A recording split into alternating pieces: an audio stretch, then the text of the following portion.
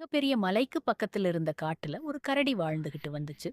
அந்த கரடிக்கு ஒரு குட்டி கரடி மகன் இருந்துச்சு. அந்த குட்டி கரடி எப்பவும் சுட்டித்தனம் செஞ்சுக்கிட்டே இருக்கும்.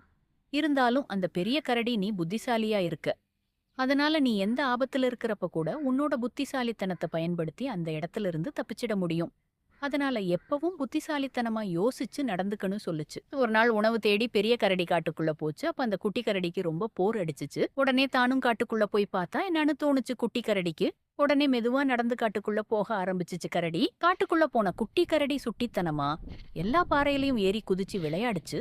அப்ப திடீர்னு ஒரு உருமல் சத்தம் கேட்டுச்சு. பயந்து போன குட்டி கரடி சத்தமா வந்த பக்கம் போய் பார்த்துச்சு. அங்க ஒரு பெரிய புலி குட்டி கரடிய பார்த்து சிரிச்சுச்சு. இத கேட்ட குட்டி கரடிக்கு பயமா இருந்தாலும், அதுக்கு எந்த சூழ்நிலையில இருந்தாலும் புத்திசாலித்தனத்தை பயன்படுத்தினா தப்பிச்சிடலாம்னு அவங்க அப்பா சொன்னது ஞாபகத்துக்கு வந்துச்சு. உடனே தைரியத்தை வர வச்சுக்கிட்டு குட்டி கரடி சுத்தி முத்தியும் பார்த்துச்சு. அப்பதான் புலி ஒரு பாறைக்கு பக்கத்துல நிக்கிறதையும், அந்த பெரிய பாறை ஒரு சின்ன பாறையில முட்டி நிக்கிறதையும் பார்த்துச்சு. அந்த குட்டி பாறைய எதிர்ட்டா அது அவங்கள நசுக்கிடுங்கிறதையும் புரிஞ்சுகிடுச்சு. குட்டி கரடி எப்படியாவது இந்த சின்ன பாறைய புடிச்சு இழுத்தம்னா அது அந்த புலி மேல விழுந்து அமுக்கிடும், நம்ம தப்பிச்சிடலாம்னு நினைச்சுச்சு. ஆனா அந்த சின்ன பாறைய தன்னால இழுக்க முடியாது. அதுக்கு தனக்கு பலமும் இல்லைங்கிறத புரிச்சுக்கிடுச்சு குட்டி கரடி. அப்பதான் அந்த புத்திசாலியான குட்டி கரடிக்கு ஒரு புது யோசனை வந்துச்சு. உடனே புலிகிட்ட கேட்டுச்சு, உங்களுக்கு ரொம்ப பெரிய பலம் இருக்காமேன்னு.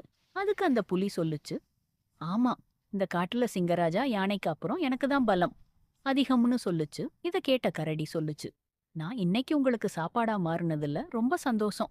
என்ன எப்படியும் கொபி நீங்க சாப்பிட போறீங்க.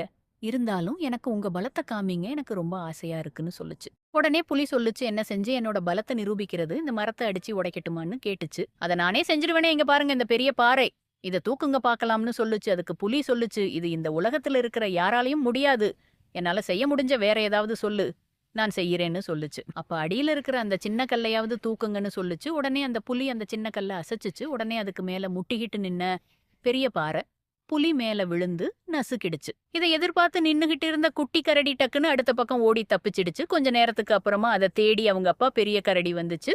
நடந்ததை எல்லாத்தையும் கேட்டு தெரிஞ்சுக்கிட்ட கரடி புத்திசாலியான தன்னோட மகனை ரொம்ப பாராட்டுனாரு.